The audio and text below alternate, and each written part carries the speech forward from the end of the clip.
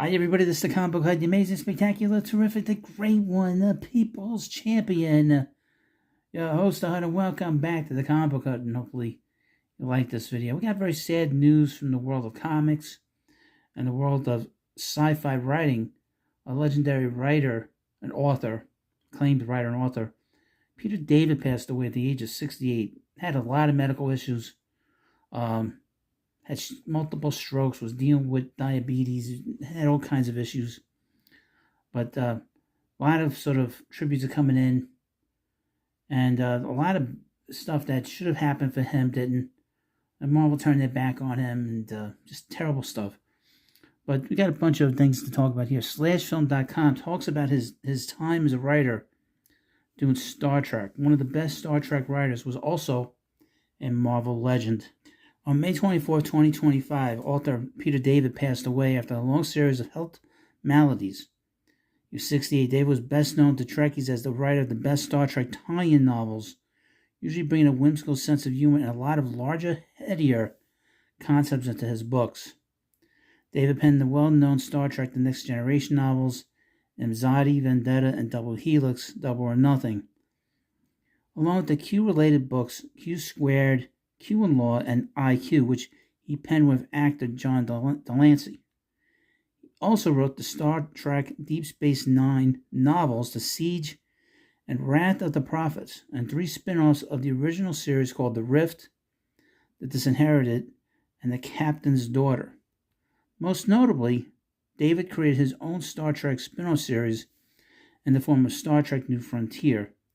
David assembled multiple supporting characters from Star Trek The Next Generation, including Commander Shelby, Dr. Solar, and Robin Leffler, and put them on a new Starfleet vessel called the USS Excalibur alongside multiple new original characters, including Captain Mackenzie Calhoun, a member of the Zazanian species from 1997 to 2015. David authored 21 New Frontier novels. Trek novels are not canonical, as has been mandated by Paramount, but many Trekkies consider the New Frontier series to be at least as worthy of consideration as some of the Star Trek shows. David also wrote many Star Trek comic books and even co-authored Beam Me Up, Scotty, James Doohan's autobiography, and that's just his work with Star Trek.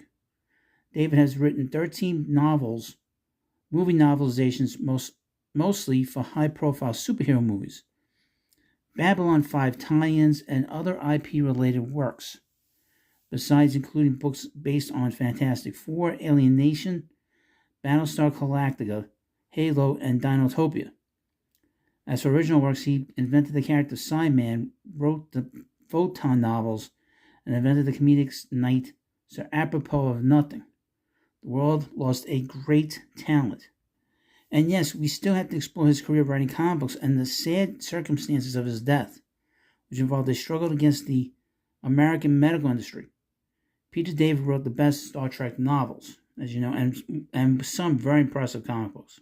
David came to Star Trek and his various other novel writing projects from the world of superhero comics. David came to the world of comic books after a stalled career in publishing, eventually getting a job with the Marvel Comics sales department. He was already known for trying to sell stories to Marvel. In fact, I was remember when a new editor took over the company's Spider-Man books in 1985. The editor, Jim Owsley, liked David's old stories and bought a script from him that same year. A conflict of interest led David to get fired from Spider-Man books, but he was allowed to move his writing over to The Incredible Hulk, a title that was struggling at the time. David was given full creative reign of the character. What followed was a crackerjack 12-year run on The Incredible Hulk, with David reinventing the character with humor, creativity, and thoughtfulness. David was the first to suggest that Bruce Banner was always angry because of childhood abuse, and also that he was kind of forced into a multiple personality situation, with his tendency to transform. Ang Lee's super underrated 2003 Hulk movie is extrapolated from David's ideas.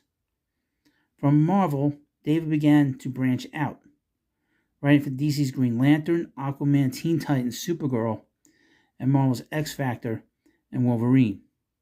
David co-created the character of Miguel O'Hara, also known as Spider-Man 2099, which, by the way, is probably my personal favorite of his writing, to be honest with you. I know a lot of people love the Incredible Hulk run, but I really love his Spider-Man 2099, especially the first 25 issues. I had the first 25 issues from up until 2 years ago when I sold a large portion of my collection to a collector. But in my opinion, that was the best run of any book. That's my opinion.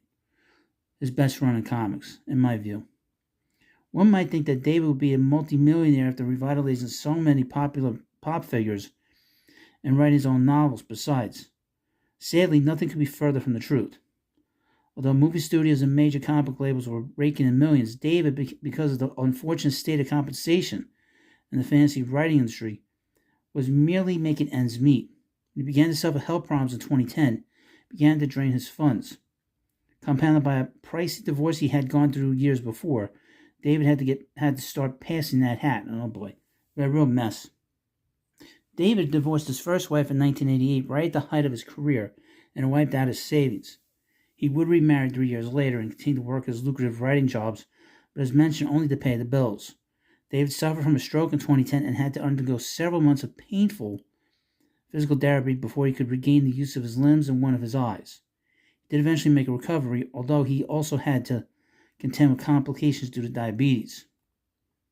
Then out of the blue, David was hunted down by the IRS because he owed them $88,000 in back taxes.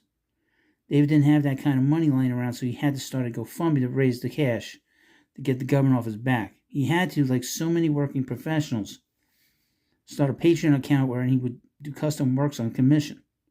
Although he's one of the biggest celebrities in the comic book and Star Trek writing world, he still needed the hustle. He eventually paid off the IRS just in time for another personal crisis.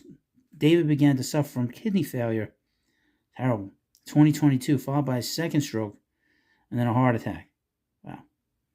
Terrible, terrible situation. He was rejected by Medicaid and required another GoFundMe to cover his medical bills. He was placed on a ventilator on the 20th of May.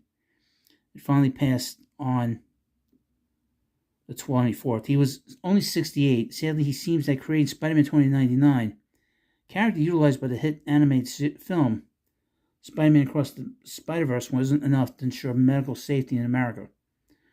Nor was an extensive association with some of the most popular entertainment franchises currently out there. It's just a terrible story, you know. And this is how comics is in a lot of ways, and really the entertainment business. There comes a point where they basically turn their back on you when they feel they don't need you anymore. They don't care. They don't give a bleep. They really don't.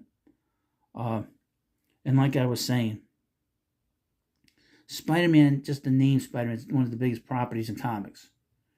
You'd think that they would have taken better care of him, and he did revive the Hulk in comics, because the Hulk was not doing well for a long time. And then right before he came in, John Byrne did the run for 6 months. Then he dropped it, went over to DC. They had a bunch of guys doing stuff there, and it just wasn't working. And then he came in and he revived the storylines, and of course, you know, Todd McFarlane got his first work there as an artist, and he had that long run. He had that very long run at Marvel with the Hulk, and he's really the definitive writer of the Hulk, and obviously he's a definitive Star Trek writer. I mean, this is how these companies are. And again, it's the publishing industries like this too. It's no surprise that Marvel turned their backs on him. They've been posting all kinds of stuff on social media, how sad they are that he passed away, and putting out tributes and posting pictures of, you know, all these different illustrations of all these characters he worked on. But they couldn't send him some cash to help him out with his medical situation. All the money they made off of Miguel O'Hara and the Hulk, you think they would have been able to do that? Because like I said, he's probably the definitive Incredible Hulk writer of all time.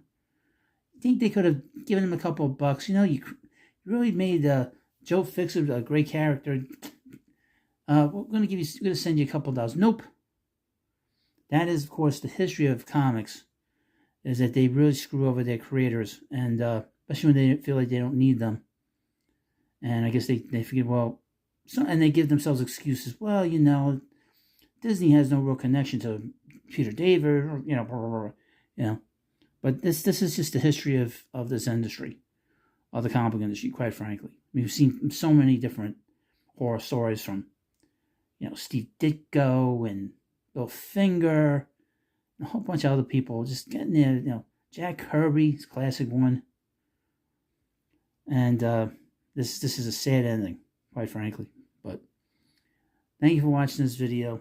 Please subscribe to the Comic Book Hut, and I'll see you later.